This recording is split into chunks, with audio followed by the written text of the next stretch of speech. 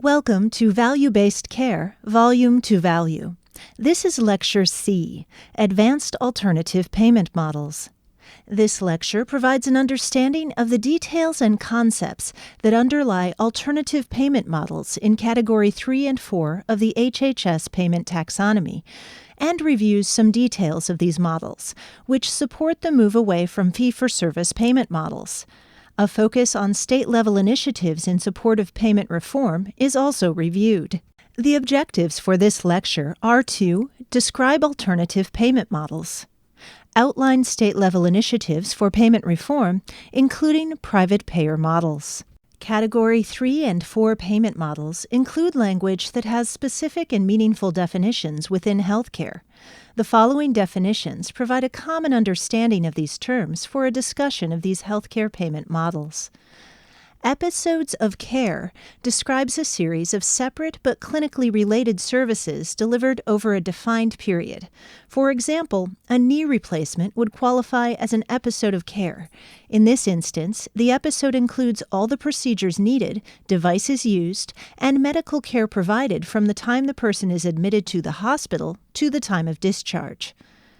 Episodes of care usually begin with a triggering healthcare event and extend for a limited period of time thereafter.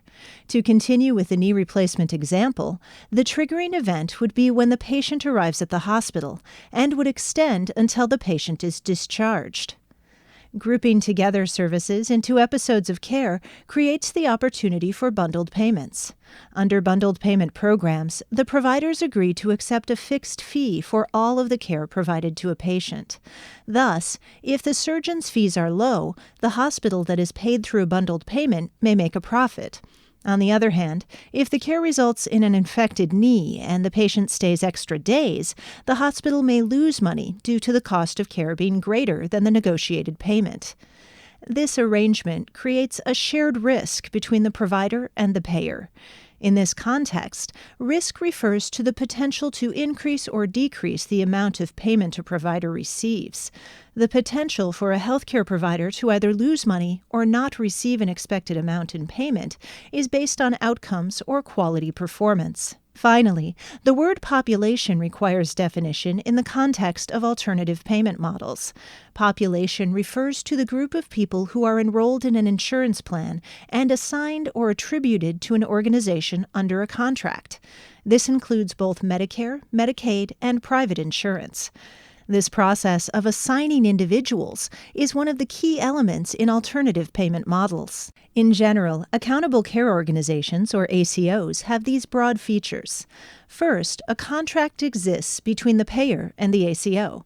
The ACO employees or contracts with providers, and the ACO is accountable for the population of patients who are attributed or assigned to the ACO by the payer. Second, payments are based on performance on negotiated metrics. The metrics are usually based on total cost of care for the population, as well as quality measures that the providers are responsible for meeting. Finally, ACOs usually participate under some level of shared risk, meaning they can lose money if their performance and costs are not aligned. This lecture focuses on alternative payment models, or APMs, that are linked to effective management of a population of patients or to an episode of care. These payment models fall into Categories 3 and 4 of the Department of Health and Human Services, or HHS, Payment Framework Taxonomy, as shown in this table. Category 3 models include alternative payment models built on fee-for-service architecture, and Category 4 include population-based payment models. As shown in the table above, Category 3 models are still based on a fee-for-service structure. However, they begin to add links to the effective management of a population or to an episode of care. Category 3 includes accountable care organizations, or ACOs, medical homes, bundled payments, comprehensive primary care, comprehensive ESRD, and Medicare-Medicaid Financial Alignment Initiative fee-for-service model. Category 4 is the most advanced alternative model. In Category 4, payments are no longer directly triggered by the delivery of service. These models finally break the link between volume and payment. Primary care transformation involves payment initiatives that focus on strengthening and increasing access to primary care to promote health and reduce overall cost. Under these advanced primary care transformation models, clinics get financial support for using a team-based approach that emphasizes prevention, implementing health information technology, and coordinating care across a large number of providers. These models also encourage shared decision-making among patients and their providers. The following describes the patient assignment, care, and payment chain relative to the ACO model. A healthcare payer assigns a patient population to a provider. The payer then calculates the future cost of providing care to this patient population. The payer establishes quality metrics and standards for the patient population. Providers then contract with these payers to provide care and receive payment based on the calculations of expected cost and ability to meet the quality goals. Providers then provide care to the patient population. At the end of the period of the contract, the provider either receives a portion of the savings or is penalized. The chain of patient population assignment and payment process may seem straightforward. However, there are some items to note. First, the size of the patient population matters. If it isn't large enough, mitigating the risk of random, unpredictable variation becomes difficult. Patient population size is particularly relevant to small healthcare providers, especially in rural communities where there aren't large numbers of patients. For rural communities, the risk to providers may be too high to join an ACO. Second, calculating the future cost of providing care to this group of patients is done through an analysis of the age, gender, disease history, and prior cost of care for the patient population. The payer also calculates an expected increase due to inflation. Finally, depending on the contract, there are two methods for assigning or attributing populations: prospective or retrospective. We'll look at why this matters next. This process of assigning a provider responsibility for the care of a particular set of patients is called attribution or assignment. A key feature of the Center for Medicare and Medicaid Services, or CMS ACOs, is that the ACO is responsible for all cost of care, whether or not the patient received care from the ACO. Later, we'll discuss why that's so important in terms of quality care. Under prospective patient population assignment, patients are assigned to the provider based on past encounters or past care patterns. People who went to a particular physician in the past are assigned to that physician for the period of the ACO contract going forward. This is the most common method. The prospective method allows ACOs to inform the patients that they are part of the ACO. Additionally, because the patients are assigned at the beginning of the contract, the provider can more easily track these patients and focus on the quality metrics for that population. However, a key concern with prospective assignment is that patients don't necessarily show up at a particular physician or practice just because they did so in the past. Under the retrospective assignment method, the payer reviews the patient encounters that took place in the past year and calculates the payment based on who actually went to the provider. Retrospective assignment thus has the advantage of measuring what actually happened. One concern with retrospective attribution is that the providers may not know who is assigned and thus may not implement some of the mechanisms of quality care management that are essential to controlling costs over time. Providers struggle because they don't have a way to control whether or not their assigned patients receive care at their hospital or clinics, nor do they have control over the quality or cost of care patients receive outside of their facilities. The provider, from the payer's perspective, may still be responsible for the costs or outcomes of all care, regardless if the assigned patients show up at their clinics or hospitals.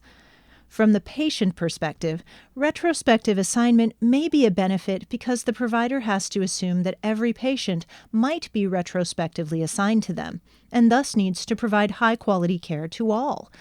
However, from the provider's point of view, retrospective assignment is a very difficult way to run a business. APMs, as a way to drive quality outcomes, work well for systems like Medicare, where people tend to stay with the same payer for years. Once citizens in the U.S. reach age 65, they're eligible for Medicare and it becomes their insurance provider. This allows Medicare to track the total cost of care for those people for years. The situation is somewhat different with private insurance companies, where individuals change their insurance relatively frequently. This impacts the ability to track costs across a population of people over a number of years. A final note on attribution is that it is a very consumer-friendly policy.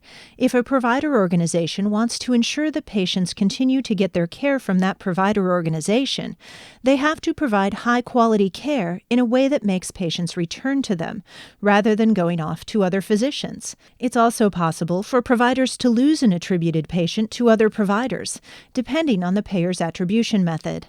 For example, in Minnesota's model, if a majority of claims in the past 12 months are at another provider, then an old provider may lose that patient.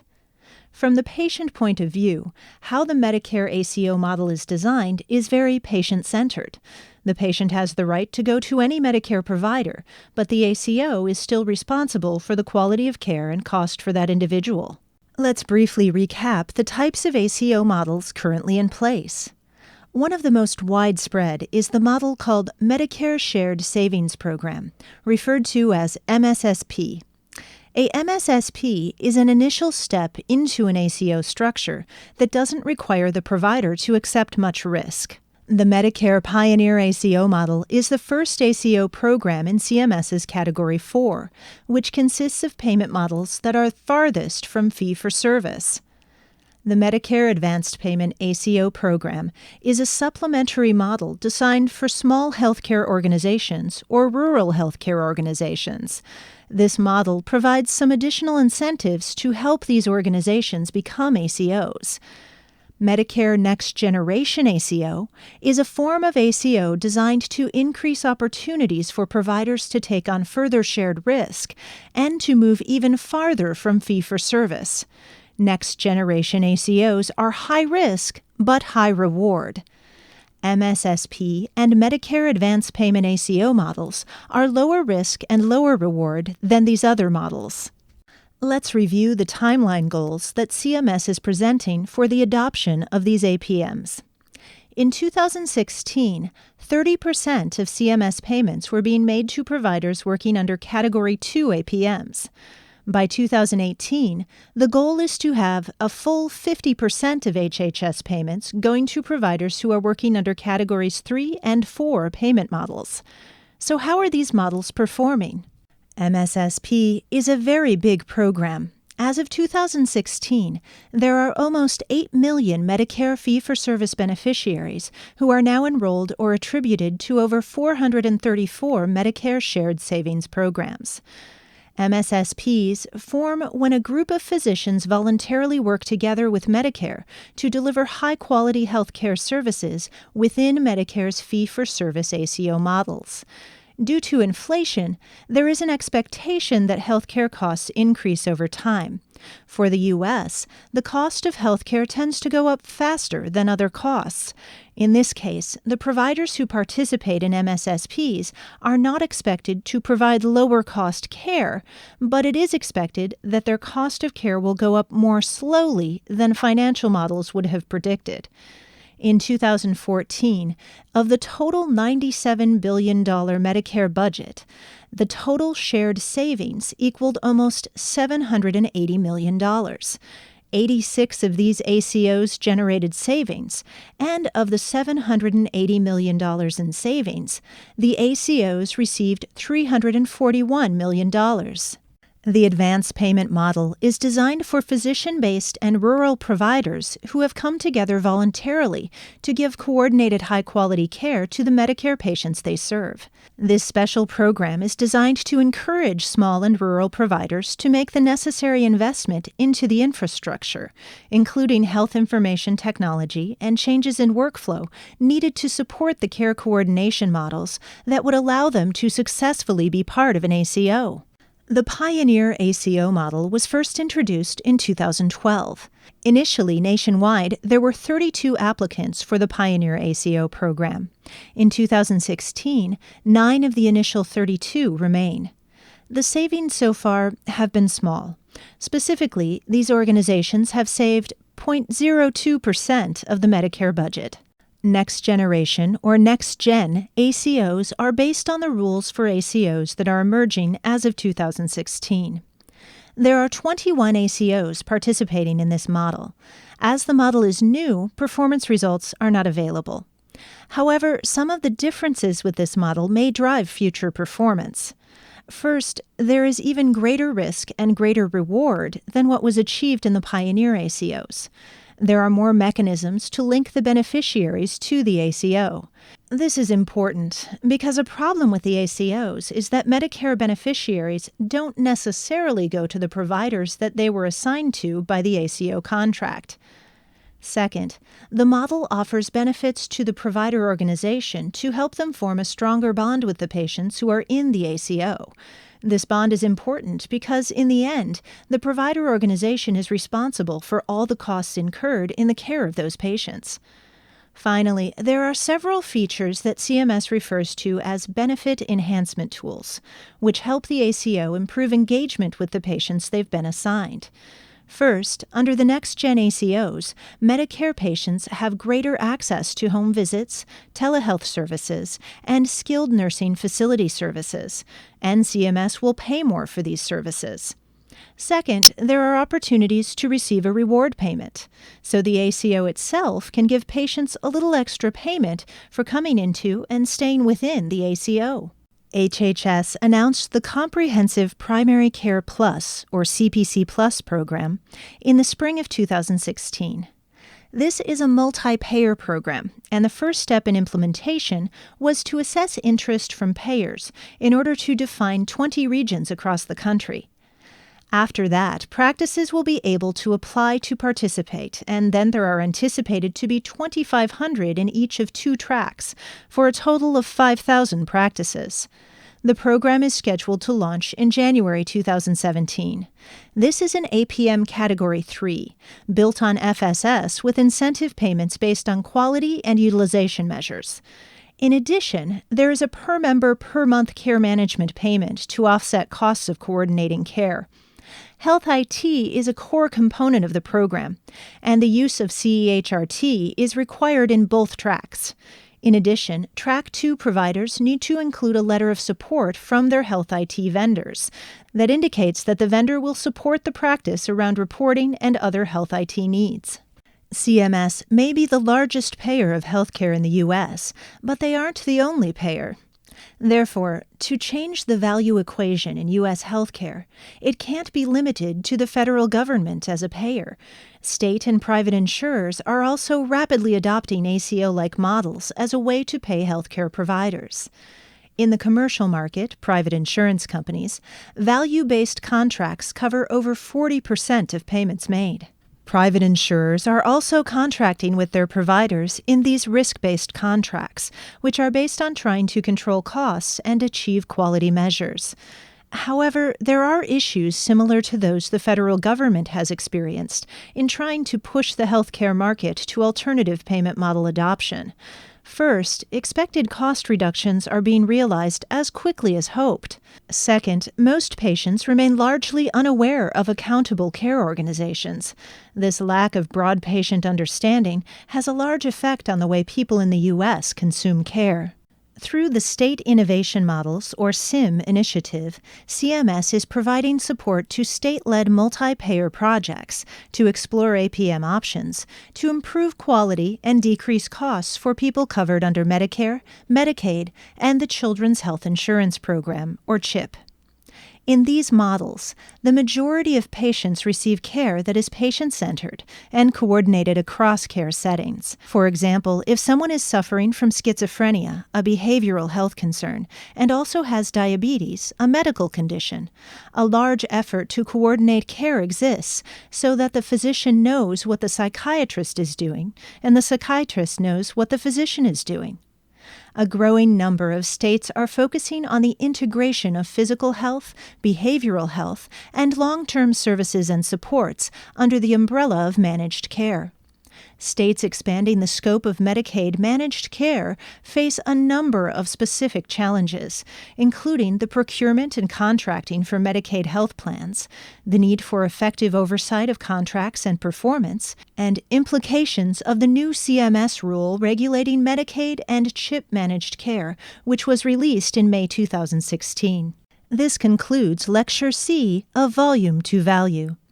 In summary, this lecture provided an understanding of some of the details and concepts that underlie alternative payment models in Category 3 and 4 of the HHS payment taxonomy. These alternative payment models, especially through ACO models, are catching on quickly for both CMS and private sector programs. CMS has ambitious goals: 50% of Medicare providers with risk contracts by 2018.